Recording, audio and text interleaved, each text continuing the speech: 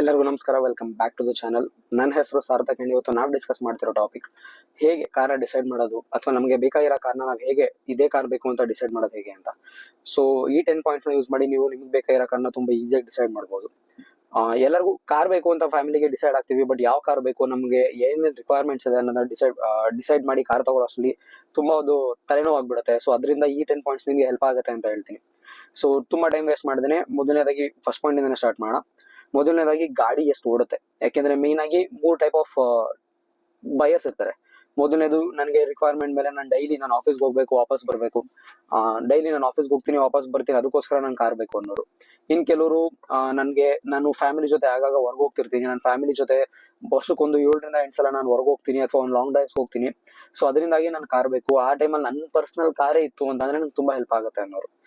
ಇನ್ನ ಕೆಲವರು ಅವ್ರಿಗೆ ಶೋ ಆಫ್ಗೆ ಅಥವಾ ಅವ್ರಿಗೋಸ್ಕರ ಎಲ್ಲರಿಗೂ ತೋರಿಸ್ಕೋಬೇಕು ಅನ್ನೋದ್ರೆ ಕಾರ್ ಇದೆ ಅಂತ ಕಾರ್ ತಗೋಬೇಕು ಅನ್ನೋರಿಗೆ. ಅಂಡ್ ಆಗ್ಲೇ ಗೊತ್ತಿರುತ್ತೆ ನನ್ಗೆ ಯಾವ ಕಾರ್ ಬೇಕು, ನಾನು ಯಾವ ಕಾರ್ ತಗೋಬೇಕು, ನಾನು ಯಾವ ಕಾರ್ ಓಡಿಸ್ಬೇಕು ಅನ್ನೋದವ್ರಿಗೆ ಗೊತ್ತಿರುತ್ತೆ. ಸೊ ಅವ್ರಿಗೆ ಮೇನ್ ಆಗಿ ಕೊನೆಯಲ್ಲಿ ಬರೋ ಡಿಸ್ಕೌಂಟ್ ಪಾರ್ಟ್ ಹೆಲ್ಪ್ ಆಗುತ್ತೆ.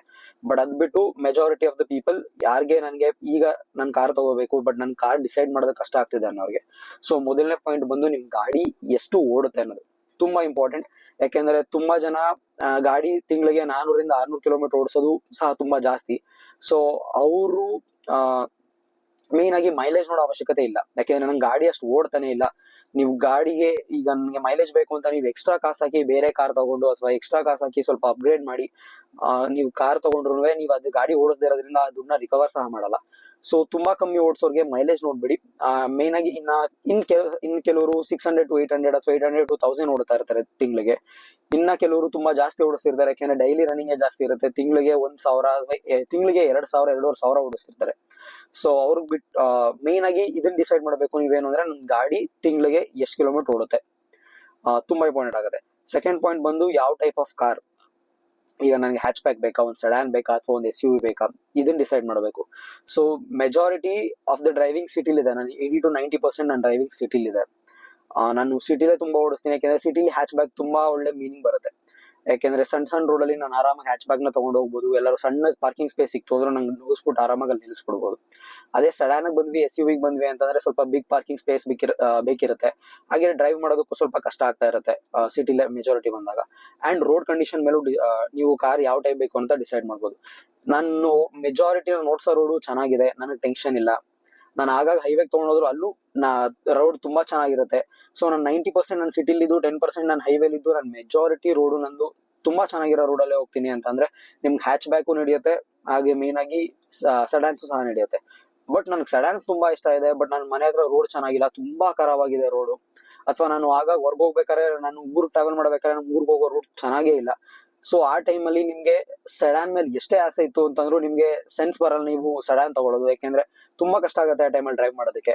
ಹಾಗೇನೆ ನಾನು ವರ್ಷಕ್ಕೊಂದ್ಸಲನೋ 2 ಸಲನೋ ಎಲ್ಲೋ ನಾನು ಟ್ರಿಪ್ ಹೋಗ್ಬಿಡ್ತೀನಿ, ಲಡಾಖ್ ಸೈಡ್ ಹೋಗ್ಬಿಡ್ತೀನಿ ಅಂತ ಅಂದು ಅದೊಂದೇ ಒಂದ್ ಕಾರಣಕ್ಕೋಸ್ಕರ SUV ತಗೋತೀನಿ. ಮಿಕ್ಕಿ ಟೈಮಲ್ಲಿ ಅದು ನಂಗೆ ನಿಂತಿದೆ ಅಂದ್ರೂ ಪ್ರಾಬ್ಲಮ್ ಇಲ್ಲ ಅಂತಂದ್ರೆ ಅದು ಸಹ ಪ್ರಾಬ್ಲಮ್. ಸೊ ಮೇನ್ ಆಗಿ ನಿಮ್ಗೆ ಎಷ್ಟು ಓಡುತ್ತೆ ಗಾಡಿ, ಫಸ್ಟ್ ಪಾಯಿಂಟ್. ಸೆಕೆಂಡ್ ಪಾಯಿಂಟ್ ಬಂದು ನನ್ಗೆ ಯಾವ ಟೈಪ್ ಆಫ್ ಗಾಡಿ ಬೇಕು ಅಂತ ಡಿಸೈಡ್ ಮಾಡ್ಕೊಳ್ಳಿ. ಮೂರನೇ ಪಾಯಿಂಟ್ ಬಂದು ಯಾವ ಇಂಜಿನ್ ಆಪ್ಷನ್ ತಗೋಬೇಕು ನಾನು ಅಂತ. ನಾನು ಪೆಟ್ರೋಲ್ ತಗೋಬೇಕಾ, ಡೀಸೆಲ್ ತಗೋಬೇಕಾ, ಹೈಬ್ರಿಡ್ ತಗೋಬೇಕಾ ಅಥವಾ EV ತಗೋಬೇಕಾ, ಈ 4 ಆಪ್ಷನ್ ಇದೆ ಅಟ್ ಪ್ರೆಸೆಂಟ್. ಪೆಟ್ರೋಲ್ ಆಗ್ಲೇ ಹೇಳ್ದಂಗೆ ಯಾರ್ದು ಡ್ರೈವಿಂಗ್ ತುಂಬಾ ಕಮ್ಮಿ ಇದೆ. ನಾನು ತಿಂಗಳಿಗೆ 400 ರಿಂದ 600 ಕಿಲೋಮೀಟರ್ ಸಹ ನನ್ ಗಾಡಿ ಓಡೋದು ಹೆಚ್ಚು. ಅದ್ರಲ್ಲೂ ತುಂಬಾ ನಾನು ಸಿಟಿಲೇ ಹೋಗ್ತೀನಿ ಅಥವಾ ನಾನು ಹೈವೇಲೇ ಹೋಗ್ತೀನಿ, ಬಟ್ ಇಷ್ಟೇ ಓಡೋದು ನನ್ ಕಾರು ಅಂತ ಅಂದ್ರೆ ನಿಮ್ಗೆ petrol is the best choice. ಯಾಕೆಂದ್ರೆ ಡೀಸೆಲ್ಗೆ ಆಗ್ಲಿ, ನೀವು EVಗೆ ಆಗ್ಲಿ, ಹೈಬ್ರಿಡ್ಗೆ ಆಗ್ಲಿ ಪೆಟ್ರೋಲ್ ಮೇಲೆ ಎಕ್ಸ್ಟ್ರಾ ಕಾಸು ಕೊಟ್ಟು ತಗೋತಾ ಇರ್ತೀರ.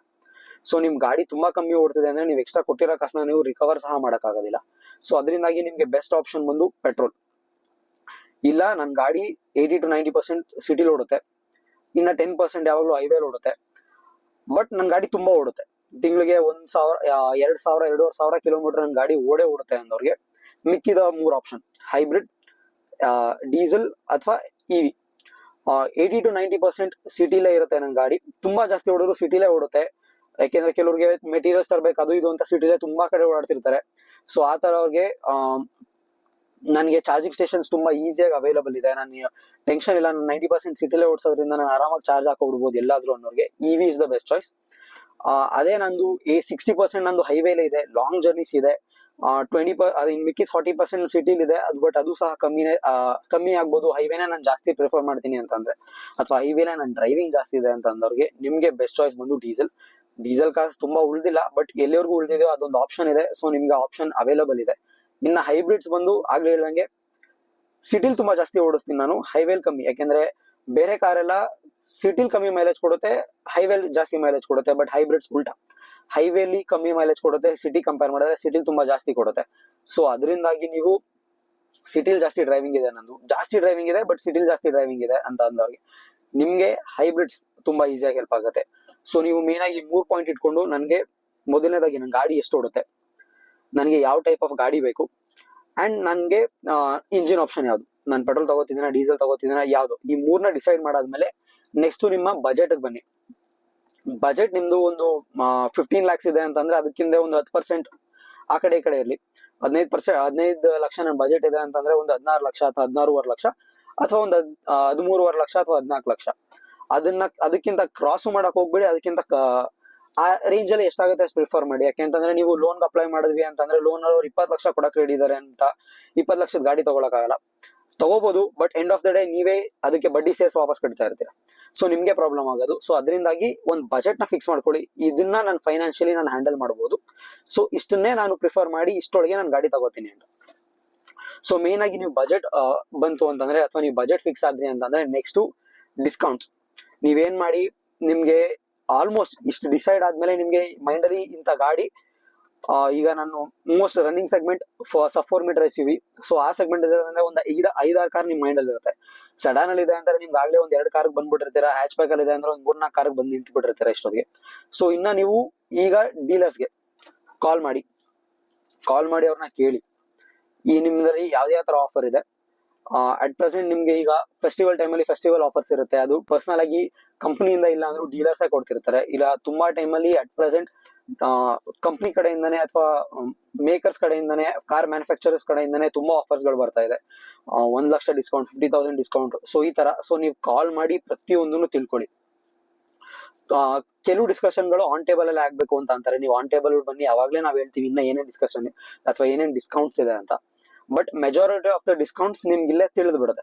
ನೀವು ಫೋನ್ ಮಾಡಿದಾಗ್ಲೇ ಅವರು ನೋಡಿ ನಮ್ಮ ಹತ್ರ ಈ ತರ ಆಫರ್ ಗಳಿದೆ ಅಂತ ಅವ್ರು ಆಗ್ಲೇ ಹೇಳ್ತಾರೆ.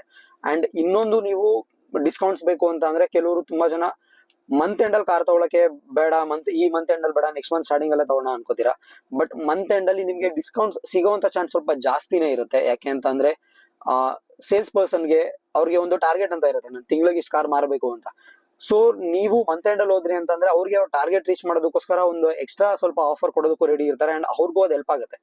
ಸೊ ಮ್ಯೂಚುವಲ್, ಈಗ ನೀವ್ ಕಾರ್ ತಗೊಂಡ್ರಿ ಅಂದ್ರೆ ನಿಮ್ಗೆ ಡಿಸ್ಕೌಂಟ್ ಒಂಚೂರು ಗಾಡಿ ಸಿಗ್ತಾ ಇದೆ, ಅವ್ರಿಗೆ ಅವ್ರ ಟಾರ್ಗೆಟ್ ರೀಚ್ ಮಾಡೋದಕ್ಕೆ ಹೆಲ್ಪ್ ಆಗ್ತಿದೆ. ಸೊ ಅದರಿಂದಾಗಿ ಇಬ್ರು ಮ್ಯೂಚುವಲ್ ಇರೋದ್ರಿಂದ ನಿಮ್ಗೆ ಆ ಟೈಮಲ್ಲಿ ಸ್ವಲ್ಪ ಹೆಲ್ಪ್ ಆಗುತ್ತೆ. ಸೊ ಮಂತ್ ಎಂಡ್ ಅಲ್ಲಿ ನೀವು ಕಾರ್ ಚೆಕ್ ಮಾಡ್ತಿದ್ದೀರಾ ಅಂತಂದ್ರೆ.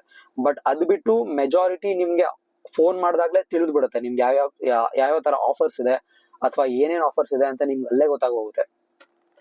ಸೊ ನೀವು ಆಫರ್ಸ್ ಎಲ್ಲ ಇಲ್ಲಿ ತಿಳ್ಕೊಂಡ್ರಿ ಅಂತಾರೆ. ಕೆಲವ್ರನ್ನ ಹೇಳ್ದಾಗೆ ಆನ್ ಟೇಬಲ್ ಕೇಳ್ಬೇಕು ಅಂದಾಗ ಹೋಗಿ ಆನ್ ಟೇಬಲ್ ಅಲ್ಲೇ ಚೆಕ್ಔಟ್ ಮಾಡಿ ನಿಮ್ಗೆ ಅವ್ರು ಏನೇನ್ ಆಫರ್ಸ್ ಕೊಡ್ತಾರೆ ಅಂತ. ಸೊ ನೆಕ್ಸ್ಟ್ ಪಾಯಿಂಟ್ ಬಂದು ಫೀಚರ್ಸ್. ಈಗ ಕೆಲವ್ರಿಗೆ ಮಸ್ಟ್ ಹ್ಯಾವ್ ಫೀಚರ್ಸ್. ಈಗ ನನ್ನ ಕಾರಲ್ಲಿ ನಂಗೆ ಕೆಲವರಿಗೆ ಆಟೋಮ್ಯಾಟಿಕ್ ರಿಕ್ವೈರ್ಮೆಂಟ್ ಇರುತ್ತೆ, ನಂಗೆ ಆಟೋಮೆಟಿಕ್ ಬೇಕು, ನಂಗೆ ಮ್ಯಾನ್ಯುವಲ್ ಎಷ್ಟೇ ಡಿಸ್ಕೌಂಟ್ಸ್ ಇದ್ರೂ ಮ್ಯಾನ್ಯುವಲ್ ಮುಟ್ಟಲ್ಲ ಅಂತ. ಇನ್ ಕೆಲವ್ರಿಗೆ ನಂಗೆ ಸನ್ ರೂಫೇ ಬೇಕು ಅಂತ ಇರುತ್ತೆ, ಅಥವಾ ಆಟೋಮ್ಯಾಟಿಕ್ AC ಬೇಕು ಅಂತ ಇರುತ್ತೆ, ಅಥವಾ 6 ಏರ್ ಬ್ಯಾಗ್ಸ್ ಇರೋದೇ ಬೇಕು. ಆಲ್ಮೋಸ್ಟ್ ಈಗ ಎಲ್ಲ 6 ಏರ್ ಬ್ಯಾಗ್ಸ್ ಬರ್ತಾ ಇದೆ, ಬಟ್ ಎಕ್ಸಾಂಪಲ್ ಅಷ್ಟೇ. 6 ಏರ್ ಬ್ಯಾಗ್ಸ್ ಇರೋದೇ ಬೇಕು, ಅಥವಾ ನಂಗೆ ಹಿಂದ್ಗಡೆ ಎಲ್ಲ ಹೆಡ್ ರೆಸ್ಟ್ ಅಡ್ಜಸ್ಟಬಲ್ ಇರಬೇಕು, ಅಥವಾ ಒಂದು ಆರ್ಮ್ ರೆಸ್ಟ್ ಬೇಕು ನಂಗೆ ಎಕ್ಸ್ಟ್ರಾ, ಅಥವಾ ನಂಗೆ ಇಂಜಿನಲ್ ಪವರ್ ಇರಬೇಕು. ಸೊ ಪ್ರತಿಯೊಬ್ಬರಿಗೂ ಅವ್ರದೇ ಆದಂತ ರಿಕ್ವೈರ್ಮೆಂಟ್ಸ್, ಅವ್ರದೇ ಆದಂತ ಬೇಕಾಗಿರೋ ಫೀಚರ್ಸ್ ಗಳಿರುತ್ತೆ. ಸೊ ನೀವು ಒಂದು ಪೆನ್ನಲ್ಲಿ ಒಂದು ಪೇಪರ್ ತಗೊಂಡು ಪೆನ್ನಲ್ಲಿ ನೋಟ್ ಮಾಡ್ಕೊಳ್ಳಿ, ನನ್ಗೆ ಈ ಫೀಚರ್ಸ್ ಇರ್ಲೇಬೇಕು ನನ್ನ ಕಾರಲ್ಲಿ, ಇಲ್ಲ ಅಂತಂದ್ರೆ ನನ್ಗೆ ಈ ಕಾರ್ ನಾನ್ ತಗೊಳಲ್ಲ. ಅಂಡ್ ಕೆಲವು ಎಕ್ಸ್ಟ್ರಾ ಫೀಚರ್ಸ್ ಇದ್ರೂ ಓಕೆ, ಇಲ್ಲ ಅಂದ್ರೂ ಓಕೆ. ಈಗ ನಂಗೆ ಆಟೋಮೆಟಿಕ್ ಹೆಡ್ ಲ್ಯಾಂಪ್ಸ್ ಬೇಕು, ಅದಿದ್ರು ಓಕೆ, ಇಲ್ಲಾಂದ್ರೆ ನಾನು ಮ್ಯಾನ್ಯುಯಲ್ ಆಗಿ ಆನ್ ಮಾಡ್ಕೋದಿ, ನಂಗೆ ಏನ್ ಟೆನ್ಷನ್ ಇಲ್ಲ. ಆಟೋಮೆಟಿಕ್ ವೈಪರ್ಸ್ ಬೇಕು, ಅಥವಾ ಅಡಾಸ್ ಬೇಕು, ಅಥವಾ ಲೇನ್ ಕೀಪ್ ಅಸಿಸ್ಟ್ ಬೇಕು. ಸೊ ಈ ಫೀಚರ್ಸ್ ಗಳು ಇದ್ರು ಓಕೆ, ಇಲ್ಲ ಅಂದ್ರೂ ನನ್ಗೇನ್ ಅಂತ ನಂಗೇನ್ ತಲೆ ಕೆಡ್ಸಲ್ಲ ಅದು ಅಂತ ಅಂದ್ರೆ ಆ ಪಾಯಿಂಟ್ಸ್ ಗಳನ್ನು ಕೆಲವು ನೋಟ್ ಮಾಡ್ಕೊಳ್ಳಿ. ಬಟ್ ಮೇನ್ ಆಗಿ ಬೇಕಾಗಿರೋ ಪಾಯಿಂಟ್ಸ್ ಗಳನ್ನು, ಮೇನ್ ಆಗಿ ಬೇಕಾಗಿರೋ ಫೀಚರ್ಸ್ ಗಳನ್ನ ನೀವು ನೋಟ್ ಮಾಡ್ಕೊಳ್ಳಿ. ಇನ್ನ ನೆಕ್ಸ್ಟ್ ಬಂದು ಅಂತಂದ್ರೆ ನೀವು ಎಟ್ ದಿಸ್ ಟೈಮ್ ನೀವು ಡೀಲರ್ಶಿಪ್ ಹೋಗ್ಲೇಬೇಕು. ಡೀಲರ್ಶಿಪ್ ಹೋಗಿ ಪ್ರತಿಯೊಂದು ಕಾರ್ನು ಚೆಕ್ ಮಾಡಿ, ಯಾವ ಕಾರ್ ಅವೈಲೇಬಲ್ ಇದೆ, ಅದ್ರಲ್ಲಿ ಏನೇನ್ ಡಿಸ್ಕೌಂಟ್ಸ್ ಇದೆ, ನಿಮ್ಗೆ ಬೇಕಾಗಿರೋ ಫೀಚರ್ಸ್ ಇದೆಯಾ ಅಂತ. ಅಂಡ್ ಮೇನ್ ಆಗಿ ಟೆಸ್ಟ್ ಡ್ರೈವ್, ಪ್ರತಿಯೊಂದು ಕಾರ್ನು ಟೆಸ್ಟ್ ಡ್ರೈವ್ ಮಾಡಿ. ಯಾವ್ದಾದ್ರು ಡೀಲರ್ಶಿಪ್ ನಿಮ್ಗೆ ಟೆಸ್ಟ್ ಡ್ರೈವ್ ನಂಗೆ ಗಾಡಿ ಕೊಡಲ್ಲ ಅಂತಂದ್ರೆ ಗಾಡಿ ಮುಟ್ಟಕ್ಕೆ ಹೋಗ್ಬೇಡಿ. ಸೊ ಮೊದಲನೇದಾಗಿ ಟೆಸ್ಟ್ ಡ್ರೈವ್, ನೀವು ಟೆಸ್ಟ್ ಡ್ರೈವ್ ತಗೊಂಡು ನಿಮ್ಗೆ ರಿಕ್ವೈರ್ಮೆಂಟ್ಸ್ ಅದು ಪೂರ್ತಿ ಮಾಡ್ತಾ ಇದೆಯಾ. ಈಗ ನನ್ ಗಾಡಿ ಅದು ನೆಕ್ಸ್ಟ್ ಪಾಯಿಂಟ್ ಬಂದು ಟೆಸ್ಟ್ ಡ್ರೈವ್ ಆದ್ಮೇಲೆ ನೆಕ್ಸ್ಟ್ ಪಾಯಿಂಟ್ ಬಂದು ನೆಗೆಟಿವ್ಸ್. ಸೊ ನಿಮ್ಗೆ ಗಾಡಿಲಿ ಎಷ್ಟು ಪಾಸಿಟಿವ್ಸ್ ಎಲ್ಲ ಹೇಳ್ತಾರೆ, ನನ್ನ ಕಾರಲ್ಲಿ ಅದಿದೆ ಇದಿದೆ ಹಂಗಿದೆ ಹಿಂಗಿದೆ ಅಂತ, ಅದು ಸೇಲ್ಸ್ ಪರ್ಸನ್ ಎಕ್ಸ್ಪ್ಲೈನ್ ಮಾಡ್ತಾರೆ. ಬಟ್ ನೆಗೆಟಿವ್ಸ್ ಏನಕ್ಕೆ ಅಂತಂದ್ರೆ, ಈಗ ನನ್ ಗಾಡಿ 80% ತುಂಬಾ ಚೆನ್ನಾಗಿರೋ ರೋಡಲ್ಲಿ ಓಡುತ್ತೆ. ಸೊ ನನಗೆ ರೋಡ್ ನಾಯ್ಸ್ ಸ್ವಲ್ಪ ಬಂದ್ರು ನಂಗೆ ಟೆನ್ಷನ್ ಇಲ್ಲ.